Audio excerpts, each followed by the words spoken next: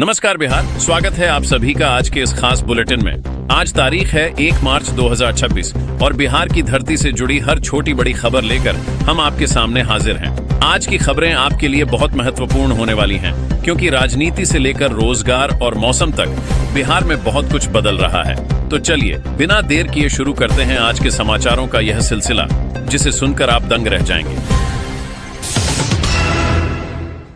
बिहार में आज मौसम विभाग ने बड़ी चेतावनी जारी की है।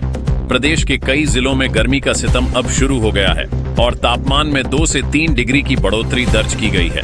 पटना समेत कई इलाकों में दिन के समय लू जैसे हालात महसूस होने लगे हैं, जिससे आम जनजीवन प्रभावित हो रहा है। नीतीश सरकार ने बिहार के युवाओं के लिए सरकारी नौकरियों का पिटारा खोल दिया है। पुलिस विभाग में ऑपरेटर के पदों पर भर्ती के लिए आज से आवेदन प्रक्रिया शुरू हो गई है। साइंस बैकग्राउंड वाले छात्र इस मार्च तक अपना फॉर्म भर सकते हैं, जो रोजगार की दिशा में एक बड़ा कदम है। बिहार के शिक्षा जगत से बड़ी खबर सामने आ रही है, जहां डॉक्टरों की बहाली प्रक्रिया को तेज कर दिया गया है।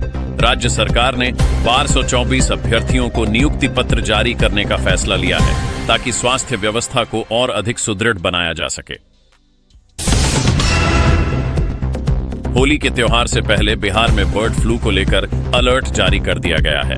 खास तौर पर मधुबनी जिले में प्रशासन काफी सतर्क है और स्वास्थ्य विभाग ने मुर्गा मंडियों में जांच तेज कर दी है। त्योहार के सीजन में किसी भी तरह की बीमारी न फैले, इसके लिए कड़े निर्देश दिए गए हैं। बिहार के मुख्यमंत्री नीतीश कुमार आज छुट्टी के दिन भी एक्शन मोड में नजर आए। उन्होंने पटना की सड़कों पर उतरकर औचक निरीक्षण किया और विकास कार्यों का जायजा लिया। मुख्यमंत्री के इस औचक निरीक्षण से प्रशासनिक अधिकारियों में भारी हड़कंप मचा हुआ है। मधुबनी मेडिकल कॉलेज को लेकर सोशल मीडिया पर एक फर्जी नोटिस वायरल हो रहा है। प्रशासन ने इस मामले में संज्ञान लेते हुए साफ किया है कि इस तरह की किसी भी सूचना पर भरोसा न करें। पुलिस अब इस अफवाह फैलाने वाले गिरोह की तलाश में जुट गई है, ताकि शांति व्यवस्था बनी रहे। बिहार में शराबबंदी कानून को लेकर एक बार फिर सियासत गर्मा गई है। एनडीए के ही कुछ सहयोगी दलों ने इस कानून की समीक्षा करने की मांग उठा दी है। इस राजनीतिक हलचल के बाद देखना होगा कि क्या नीतीश सरकार अपने इस कड़े कानून में कोई बदलाव करती है या नहीं। रेल यात्रियों के लिए बड़ी खुशखबरी है, क्योंकि रेलवे ने दरभंगा और बरौनी क्लोन एक्सप्रेस के फेरे बढ़ा दिए हैं। होली के मौके पर घर जाने वाले यात्रियों की भारी भीड़ को देखते हुए यह फैसला लिया गया है। इससे उत्तर बिहार के लोगों को काफी राहत मिलने वाली है। बिहार में अवैध बालू खनन के खिलाफ प्रशासन ने अब तक की सबसे बड़ी कार्रवाई की है। कई जिलों में छापेमारी कर लाखों रुपए का अवैध बालू जब्त किया गया है और माफियाओं पर शिकंजा कसा गया है। पुलिस ने इस मामले में कई बड़े वाहनों को भी अपने कब्जे में ले लिया है। बिहार बोर्ड की कक्षा 10वीं की परीक्षाएं कल से शुरू होने जा रही हैं। शिक्षा विभाग ने परीक्षा केंद्रों पर सुरक्षा के पुख्ता इंतजाम किए हैं और छात्रों के लिए ड्रेस कोड भी जारी किया गया है। नकल रोकने के लिए हर केंद्र पर सीसीटीवी कैमरों से निगरानी रखी जाएगी।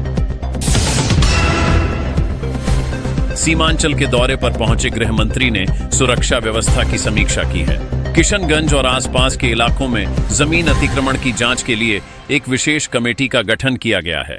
घुसपैठ और सीमा सुरक्षा को लेकर सरकार अब और भी ज्यादा सख्त नजर आ रही है।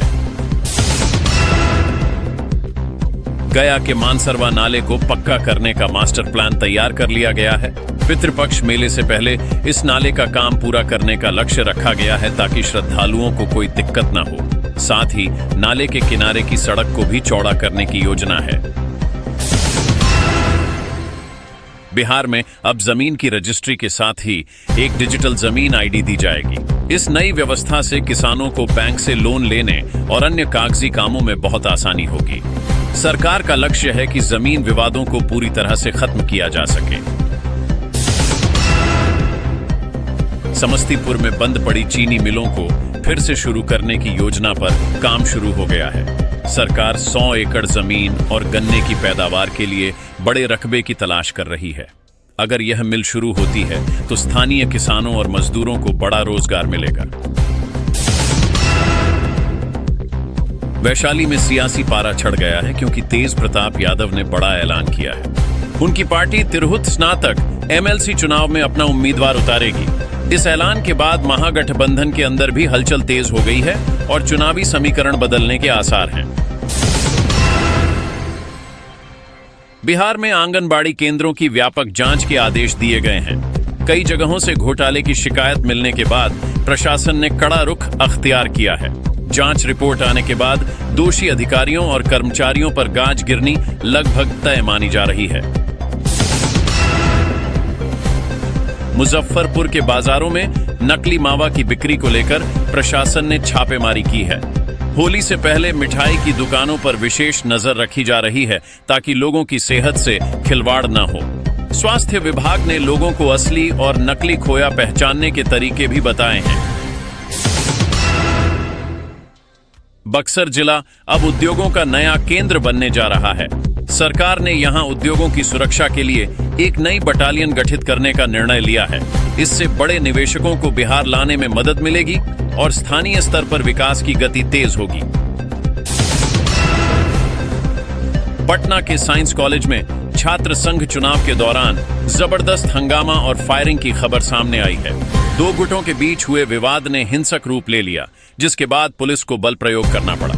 फिलहाल कॉलेज कैंपस में भारी पुलिस बल तैनात है। बिहार के गौरव वैभव सूर्यवंशी को मुख्यमंत्री नीतीश कुमार ने 50 लाख रुपए देकर सम्मानित किया है। मात्र 14 साल की उम्र में क्रिकेट में बड़ा नाम कमाने वाले वैभव ने अब 22 लाख की नई कार खरीदी है। उनकी इस कामयाबी से पूरे बिहार में खुशी की लहर है। बिहार के सरकारी स्कूलों में शिक्षकों के मोबाइल इस्तेमाल पर पूरी तरह रोक लगा दी गई है। सीतामढ़ी में बीईओ ने सख्त निर्देश जारी किए हैं कि क्लास के दौरान अगर कोई शिक्षक मोबाइल चलाता पकड़ा गया तो उस पर कड़ी कार्रवाई की जाएगी। साबरमती एक्सप्रेस ट्रेन में एक फर्जी टीटी को रंगे हाथों पकड़ा गया है। यह फर्जी अधिकारी यात्रियों से टिकट के नाम पर अवैध वसूली कर रहा था। रेल पुलिस ने आरोपी को गिरफ्तार कर लिया है और उससे पूछताछ की जा रही है कि इस गिरोह में और कौन शामिल है। लखीसराय के बागानों में इस बार बम्पर पैदावार की उम्मीद जताई जा रही है। बेहतर मौसम और प्रशासन के सहयोग से फलों के बागानों में अच्छी रौनक लौटी है। किसानों का कहना है कि अगर ऐसा ही रहा तो इस साल उनकी आमदनी में काफी इजाफा होगा। बिहार में साइबर अपराध के मामलों में लगातार बढ़ोतरी हो रही है। आज पुलिस ने 2 अलग अलग मामलों में 3 शातिर साइबर अपराधियों को गिरफ्तार किया है। ये अपराधी लोगों के बैंक खातों से पैसे उड़ाने का काम करते थे और इनके पास से कई फर्जी सिम कार्ड बरामद हुए हैं। बिहार के कई जिलों में आज पीएम सूर्य घर योजना के तहत रूफटॉप सोलर लगाने का काम शुरू हुआ। इस योजना से लोगों को महंगे बिजली बिल से बड़ी राहत मिलने वाली है। सरकार इस पर भारी सब्सिडी दे रही है ताकि लोग पर्यावरण के प्रति जागरूक हो सकें। तो ये थी बिहार की आज की 25 सबसे बड़ी और महत्वपूर्ण खबरें। हम उम्मीद करते हैं कि यह जानकारी आपके काम आएगी। बिहार की हर हलचल और हर बड़ी अपडेट को सबसे पहले पाने के लिए हमारे साथ जुड़े रहें। कल फिर मिलेंगे इसी समय नई खबरों के साथ। तब तक के लिए अपना ख्याल रखें और देखते रहें हमारा विशेष बुलेटिन। जय बिहार।